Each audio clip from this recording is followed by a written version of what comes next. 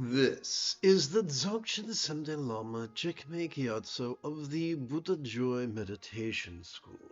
For more than 30 years, I've spent about 8 hours a day, almost every day, studying, practicing, and mastering the teachings and techniques of each school of meditation so that you would not have to. It is Obi-Wan Kenobi early Wednesday morning. Come, let us meditate like a Jedi. After we chant the first quarter of Garab Dorje's Dorje Sempa Nunca Che, or the vast space of Vajrasattva.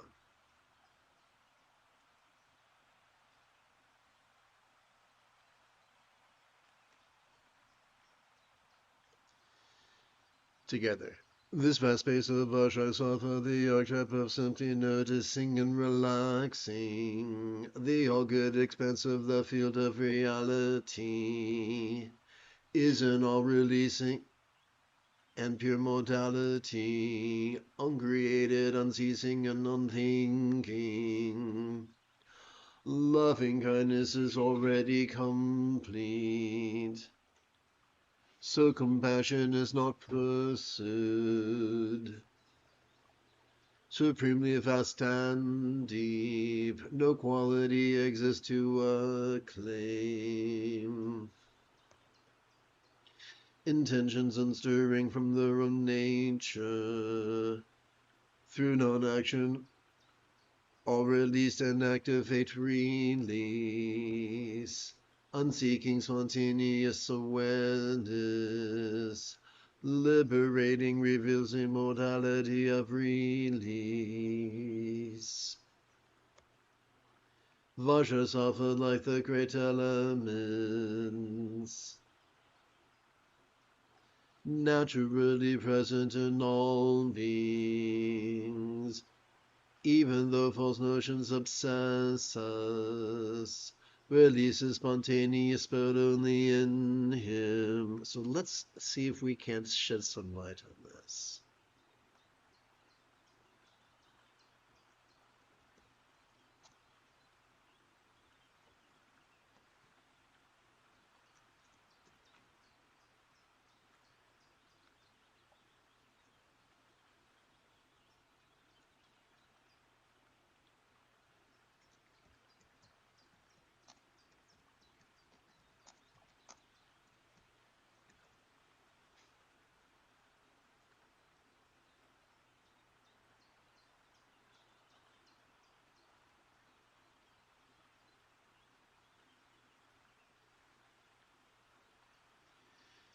Vajrasattva, the archetype of simply noticing and relaxing like the great elements, is naturally present in all beings.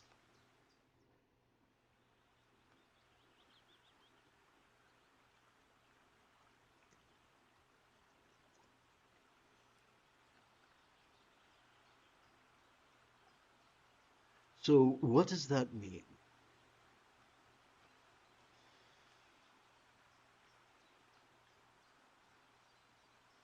All complex life forms on this planet have an autonomic nervous system, which is wired to vulnerably, passively, viscerally, randomly, and fleetingly notice and relax in harmony with our respective inhalations and exhalations.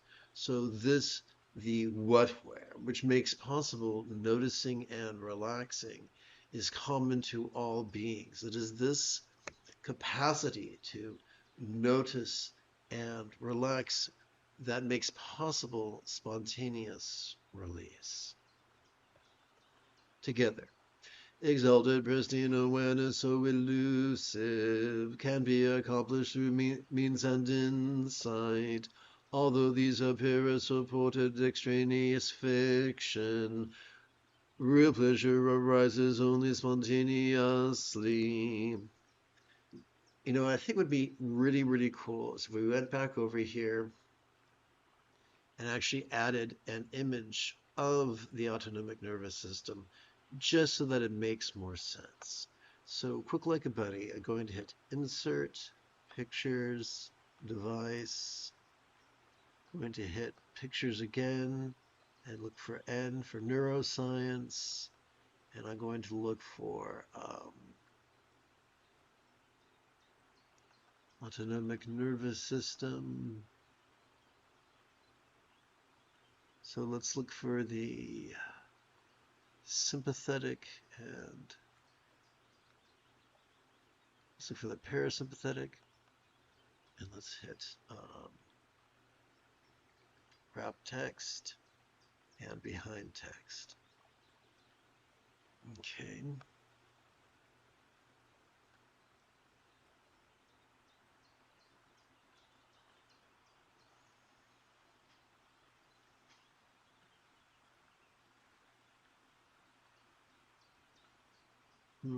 Let's go back over here and hit cut and paste.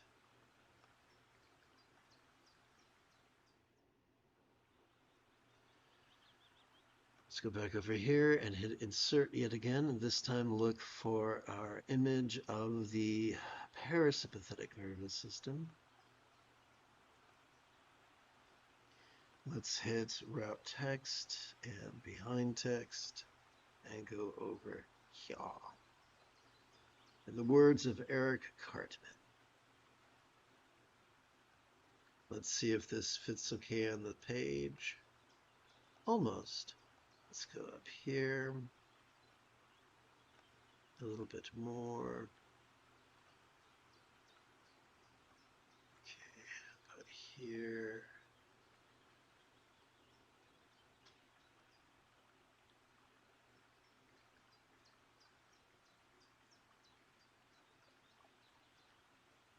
Excellent. Okay, now let's get some comprehension here.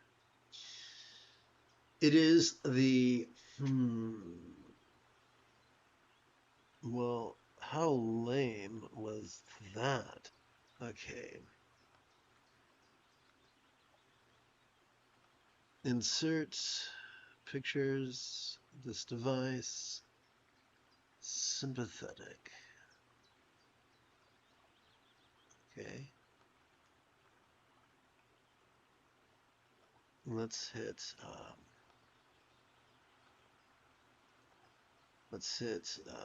wrap text and behind text. Okay.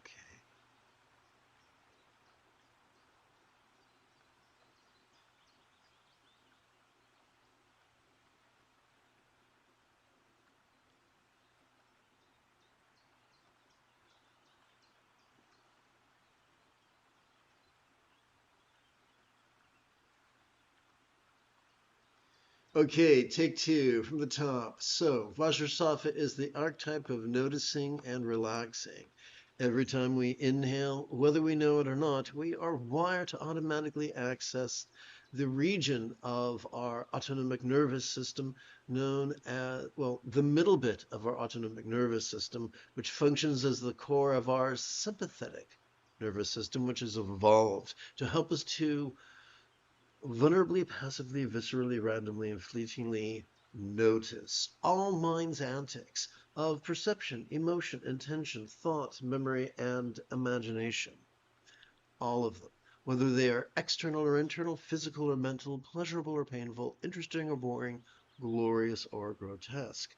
Well, what do we do with that which we notice? We meditate. But how does that work? Every time we exhale, whether we know it or not, we've evolved to automatically access both the tippy top as well as the very bottom of that same autonomic nervous system or spinal cord.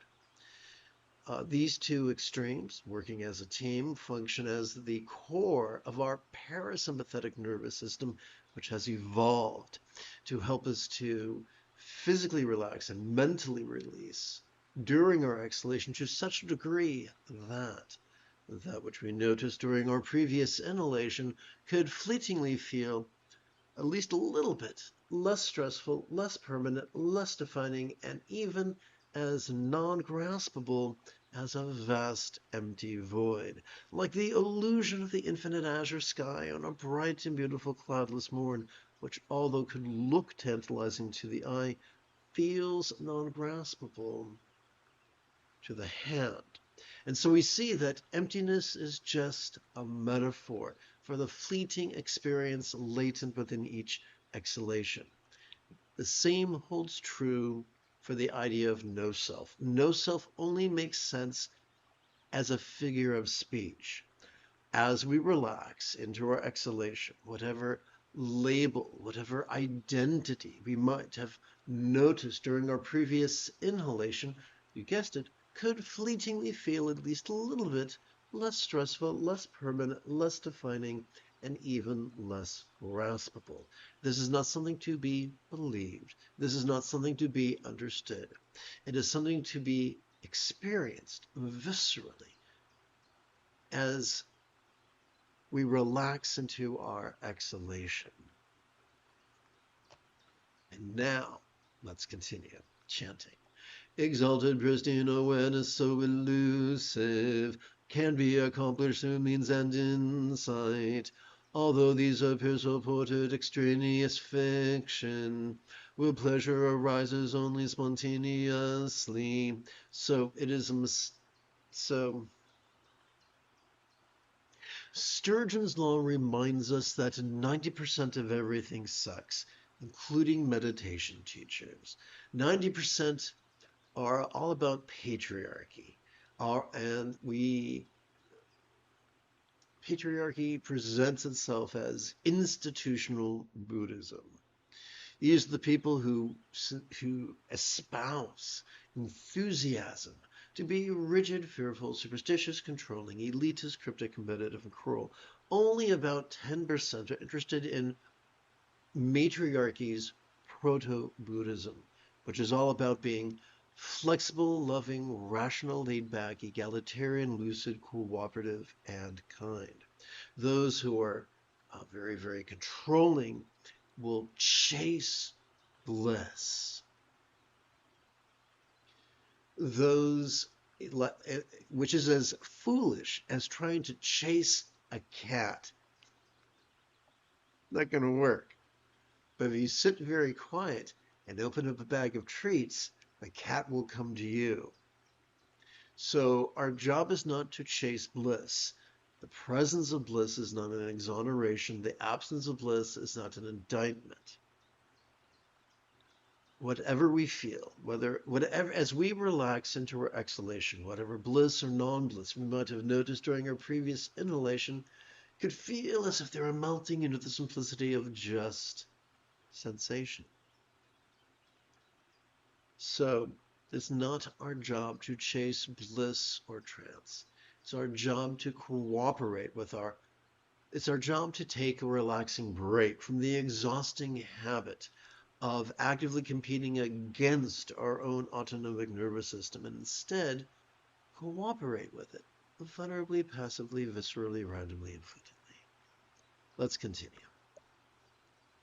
The sublime magical illusion easy to find through a subtle understanding of actuality, of all potential and potency, is instant. It instantly emerges by itself. So, we are wired to notice stuff. We're wired to notice sights, sounds, sensations, flavors, scents, and the like. We're wired to notice emotions, intentions, thoughts, memories, and imaginings. However, as we relax into our exhalation, whatever we noticed during our previous inhalation could fleetingly feel, at least a little bit, as non-graspable as an illusion we might observe generated by a stage magician at a fair. Together. The invisible nature of reality fills the mind when active searching stops. Stressing about the what and the wherefore inhibits its spontaneous arising. We cannot believe our way to wisdom. We cannot ponder our way to true wisdom but we can relax our way to the wisdom that viscerally understands emptiness. Together, this hermetically sealed reality cannot be transmitted from mouth to ear, and neither has the tongue the power to express a bit of it. When I was in, what's it called, high school, I made the mistake of, well, I read Old Man in the Sea. It went right over my head because it was full of Christian allegories, and at that point in my life, I was a Jew. So I read the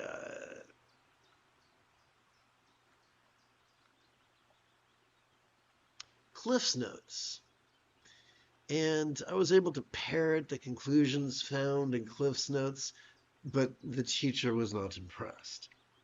Similarly, we can listen to people rattle on about what enlightenment is, and we might be able to parrot them, but there is no substitute for spending some time noticing and relaxing in harmony with our breathing at least once every 12 hours.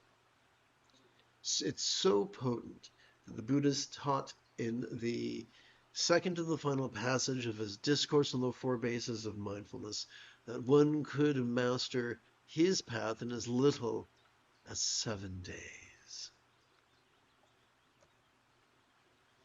Together, the suffering of beings is bodhicitta, and fully awaken it is as song and dance. Unstirring, unmovable, like infinite space, suffering is sameness. How does that work? As we relax into our exhalation, whatever pleasure or pain we might have noticed during our previous inhalation could feel as if they were melting into the simplicity of just a feeling. So,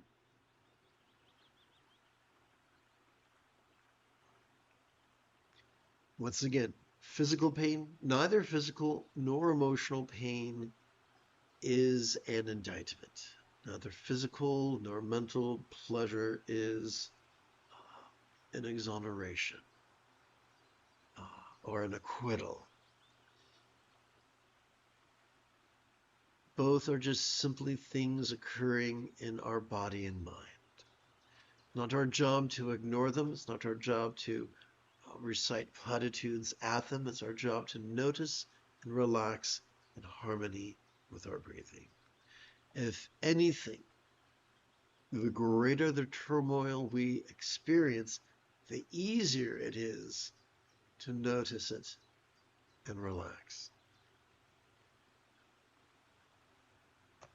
Together, we tend to interpret congruous distinctions as karmic in relationship.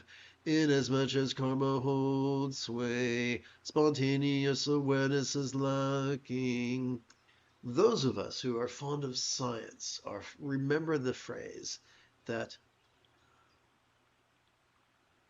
correlation is no guarantee of causality, or it's a mistake to confuse causation with correlation with causation. When we indulge our controlling tendencies and are forever looking for the cheat codes to life, we sink deeper and deeper into the duality of forever pushing some things away and pulling some things towards us. In the short term, that might give us exactly what we want, unless what we want is peace. It will not give us peace. Peace comes from transcending our dualistic tendencies to forever push and pull. Now you might say, well, then how do we make the distinction between chocolate and dog do? Simple. The more we practice mindfulness and meditation, the more our choices and utterances and deeds flow from love's deeply centered spontaneity. So by going with the flow, we're able to um, do the loving thing and do the wise thing and experience greater peace.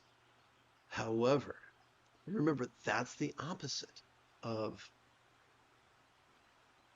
trying to contrive an ideal reality. Let's move forward. The so-called the only condition is immutable and never originating. It can never be destroyed. This timeless primordial pure essence of mind, speculative thought forms cannot affect basic spaciousness. So,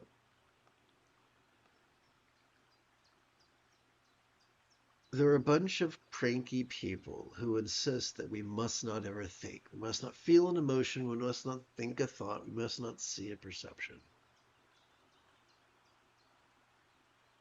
But what we're being taught here is that there's nothing mysterious about the nature of mind. We access the impermanent and selfless and non-graspable nature of mind every time we relax in harmony with our exhalation, regardless of what we emoted or thought or remembered or imagined. The function of mind is not a hindrance to its natural function. Let's continue. Concentration in its finest form is non-reflective in its very nature. As unreflected, unaltered experience, pristine awareness arises in thought itself. Some identify the madness mind as a subtle door, seeking a way to isolate it. They focus on the voidness of the mind stream. If it is conceptual, if it is contrived, it is conceptual meditation. If we only exhale and never inhale, we will perish. If we only focus on meditation and never allow ourselves to notice things, we will not enjoy the peace that is our birthright. Together. Some believe that by designating cause and effect, both virtue and vice are clearly defined, and the mundane world is transcended. However, so-called moral discrimination is duality's supreme presumption. How are we to know what the love? So the essence of morality is simply loving kindness. The highest love is the spontaneous and uncontrived byproduct of noticing and relaxing. Simply by allowing ourselves to practice mindfulness and meditation at least once every 12 hours or so, that we're able to be the kind people that our dogs already think we are. And that concludes this morning's recitation. I should say opening recitation. So, what's the word I'm looking for? If you have a specific question about Buddhist meditation or philosophy, now is the time to type your question in great detail in the chat window.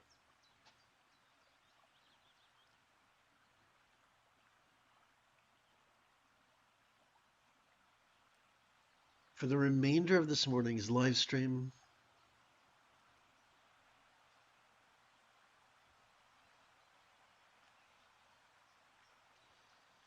let us sit and breathe, watch mind's antics, and rest in voidness.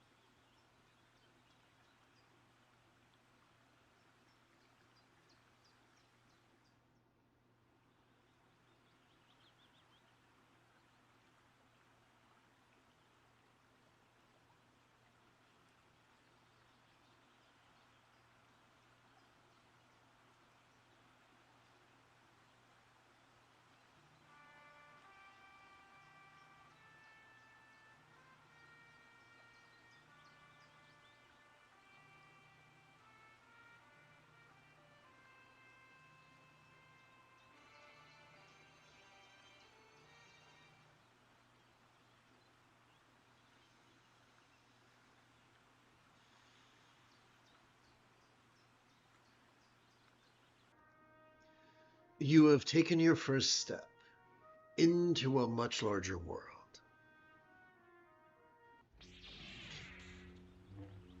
If you feel that I have earned it, you could give this live stream a thumbs up. You could even help support this channel. For Meditate Like a Jedi is made possible thanks to the generosity of viewers just like you. In approximately 11 hours, I would very much like to return to lead today's dusk recitation and group practice of meditating like a Jedi.